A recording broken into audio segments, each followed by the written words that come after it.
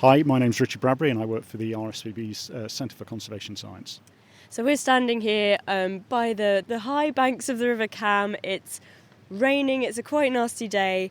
Yesterday it was glorious sunshine, and this has been basically the pattern for the last few weeks. The weather's been zib-zabbing all over the place. So what kind of an impact is this having on the wildlife of Cambridgeshire?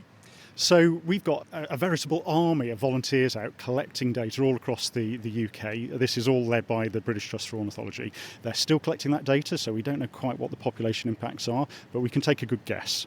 So there's a variety of examples. So when the Beast for the East came, we know that there was a huge reporting rate of a species called fieldfare in people's gardens. This is a thrush that comes here in the winter, usually spends its time in the fields, and yet it was all over people's gardens, clearly desperate for food. We also know there's increasing evidence for things like butterflies that these huge extremes, the switches from very extreme heat to very extreme cold, can be really bad for insects, and that's really bad news for people like me who really like butterflies, but it's bad news for birds because they're really dependent on a whole range of insects to feed on, especially when they're rearing their chicks. The other thing which I think is particularly pertinent, given that we're right next to the Cam at the moment, is the impacts of extreme flooding, and we know that that's really bad for ground nesting birds. So a really good example of that in Cambridgeshire is the black-tailed godwit, and this breeds on the washlands, places like the Nene washes, the Ouse washes. That used to be a brilliant win-win. We accommodated all that water that came in the winter, and we stopped all the human infrastructure from flooding, and then as the water receded in the spring, provided ideal nesting habitat for birds like the godwits. Now the water comes at the wrong time of year, and although it still accommodates the water and saves people and their infrastructure, it's not really good for the nest because they get drowned out. And there's a lot of birds that also are migratory, so they come here for the weather at different times of year. Is the strange spring times affecting them as well, do we think? So we're seeing more broadly quite a lot of patterns of change in our wildlife. So you're right, we're seeing some birds that migrate here arriving a bit earlier. Some of the birds that are resident are also breeding a bit earlier. We're seeing leaf burst a little bit earlier. We're seeing some flowers emerging earlier.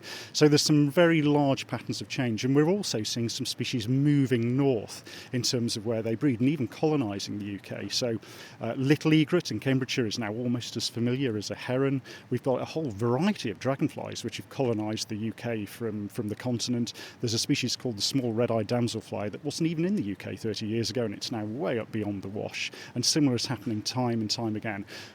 That might sound like a good news story. We're getting lots of new species, but there's also species that have the southern edge of their global range in the UK up in the mountains, and they're starting to retreat north and up the hill, and that's a bit of a conservation concern. I just am really loving how this duck has come to stand next to us. I think it may look like it wants food, but I think it's just interested in what you're saying. Absolutely. So what do we do about this? Is there anything we can do? It's really a twin-track approach, and it's about building resilience of what we've already got and accommodating change. And it was summarised brilliantly in the mantra, bigger, better, more connected. So in terms of better, one of the things that we can do with wildlife habitats is to try and make them more resilient. So one example in the peatlands of the UK, which have been drying out because it's getting warmer, is that we and lots of other conservationists have been blocking the drainage ditches to improve the hydrology, and that's great for all the wildlife, and it also stops a lot of carbon dioxide going into the atmosphere as well and making the problem even worse. So that's great.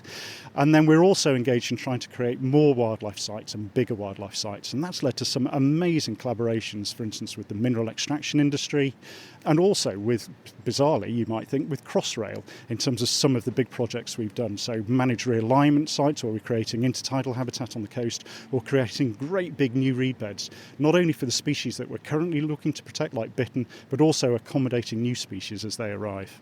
And how about my favourite bird, ducks? So, we've got this wonderfully friendly mallard next to us.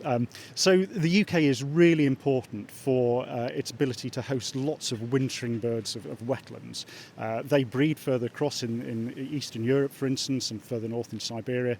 And then when it gets really cold in the winter, they come here to our milder climates. And actually, as the temperatures have become milder over further to the east, some of these birds occasionally don't come here quite so much in the winter, and so they're doing a phenomenon called the short stopping, where they don't come quite as far.